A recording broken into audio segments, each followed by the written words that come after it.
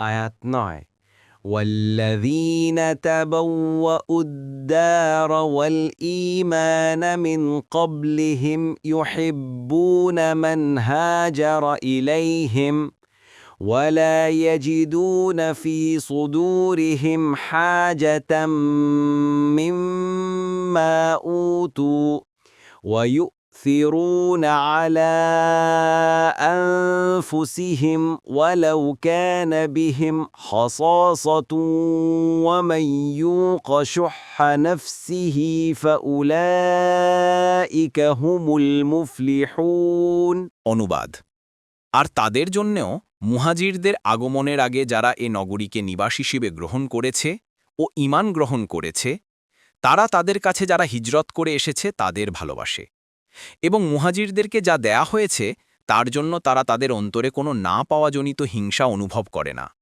আর তারা তাদেরকে নিজেদের উপর অগ্রাধিকার দেয় নিজেরা অভাবগ্রস্ত হলেও বস্তুত যাদেরকে অন্তরের কার্পণ্য থেকে মুক্ত রাখা হয়েছে তারাই সফলকাম তাফসীর ১ নং ফুটনোটের বিবরণ এখানে আনসারগণের কিছু বৈশিষ্ট্য বর্ণনা করা হয়েছে তারা মদিনায় অবস্থান গ্রহণ করেছেন এবং ঈমানে খাঁটি ও পাকাপোক্ত হয়েছেন সুতরাং আনসারদের একটি গুণ এই যে শহর আল্লাহ তাআলার কাছে দারুল হিজরাত ও দারুল ঈমান হওয়ার ছিল তাতে তাদের অবস্থান ও বসতি মুহাজিরগণের পূর্বেই ছিল মুহাজিরগণের এখানে স্থানান্তরিত হওয়ার পূর্বেই তারা ঈমান কবুল করে পাকাপোক্ত হয়ে গিয়েছিলেন আনসারদের দ্বিতীয় গুণ বর্ণনা প্রসঙ্গে বলা হয়েছে যে তারা তাদেরকে ভালোবাসে যারা হিজরাত করে তাদের শহরে আগমন করেছেন এটা দুনিয়ার সাধারণ মানুষের রুচির প্রতিপন্থী সাধারণত লোকেরা এখন ভিটেমাটিহীন দুর্গত মানুষকে স্থান দেয়া পছন্দ করে না সর্বত্রই দেশীয় ভিন্নদেশীর প্রশ্ন উঠে কিন্তু আনসারগণ কেবল তাদেরকে স্থানই দেননি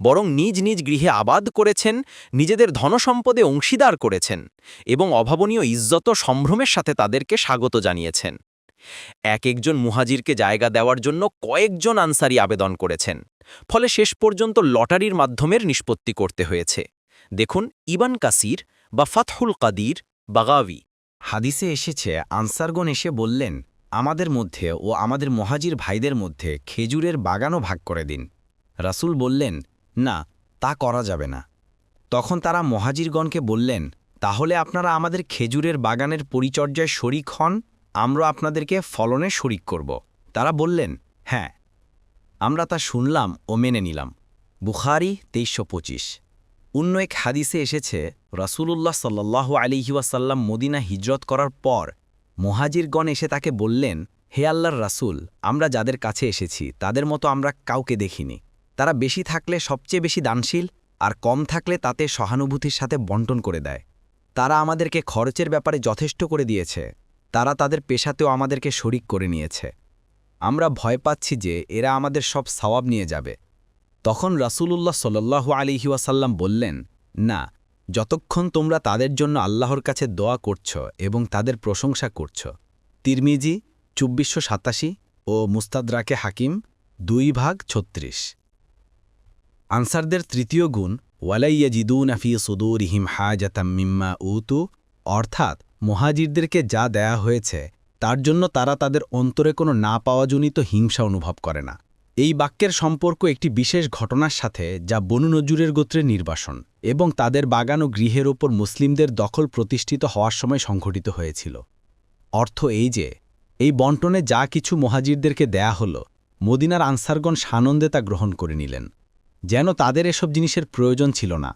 মুহাজিরগণকে দেয়াটা খারাপ মনে করা অথবা অভিযোগ করার তো সামান্যতম কোনো সম্ভাবনাই ছিল না এর মোকাবিলায় যখন বাহরাইন বিজিত হল তখন রাসূলুল্লাহ সাল্লাল্লাহু আলাইহি ওয়াসাল্লাম এর প্রাপ্ত ধনসম্পদ সম্পূর্ণই আনসারদের মধ্যে বিলি বন্টন করে দিতে চাইলেন কিন্তু তারা তাতে রাজি হলেন না বরং বললেন আমরা ততক্ষণ পর্যন্ত কিছুই গ্রহণ করব না যতক্ষণ পর্যন্ত আমাদের মুহাজির ভাইগণকেও এই ধনসম্পদ থেকে অংশ না দেয়া হয় বুখারী ৩৭৯৪ আনসারদের চতুর্থ গুণ হচ্ছে ওয়ায়ুতসিউনা আলা আনফুসিহিম ওয়ালাউ কানা বিহিম খসাসা অর্থাৎ আনসারগণ নিজেদের উপর মুহাজিরগণকে অধিকার দিতেন নিজেদের প্রয়োজন মেটানোর আগে তাদের প্রয়োজন মেটাতেন যদিও নিজে অভাবগ্রস্ত ও দারিদ্র্যপীড়িত ছিলেন এটাই মূলত উত্তম সাদাকা রাসূলুল্লাহ সাল্লাল্লাহু আলাইহি ওয়াসাল্লাম বলেন সবচেয়ে উত্তম সাদাকা হচ্ছে কষ্টে অর্জিত অল্প সম্পদ থেকে দান করা।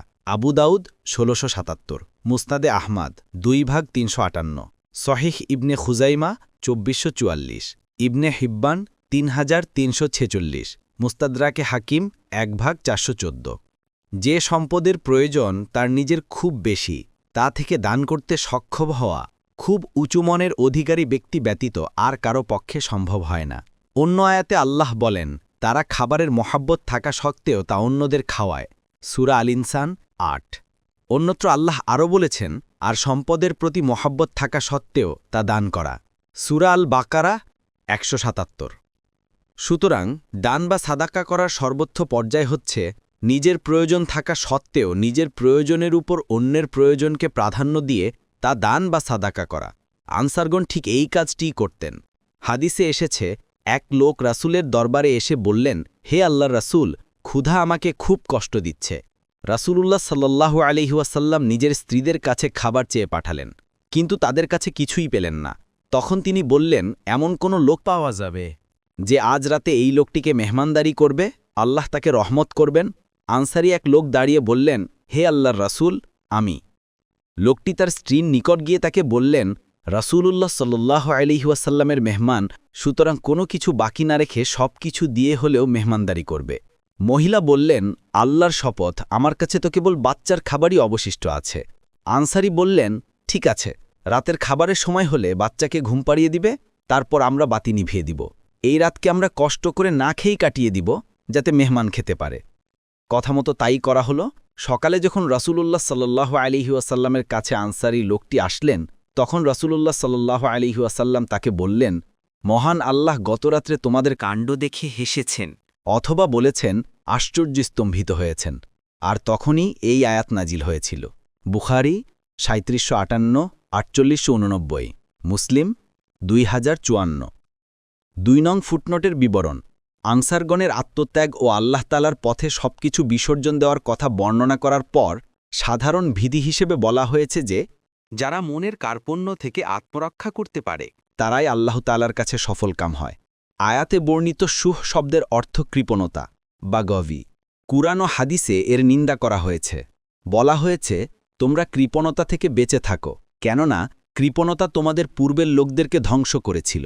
তাদের কৃপণতা অন্যায় রক্তপ্রবাহে উদ্বুদ্ধ করেছিল এবং হারামকে হালাল করতে বাধ্য করেছিল। মুসলিম ২৫৭৮। অন্য হাদিসে এসেছে, ঈমান ও কৃপণতা কোনো বান্দার অন্তরে একসাথে থাকতে পারে না। মুসনাদে আহমাদ ২/৩৪২।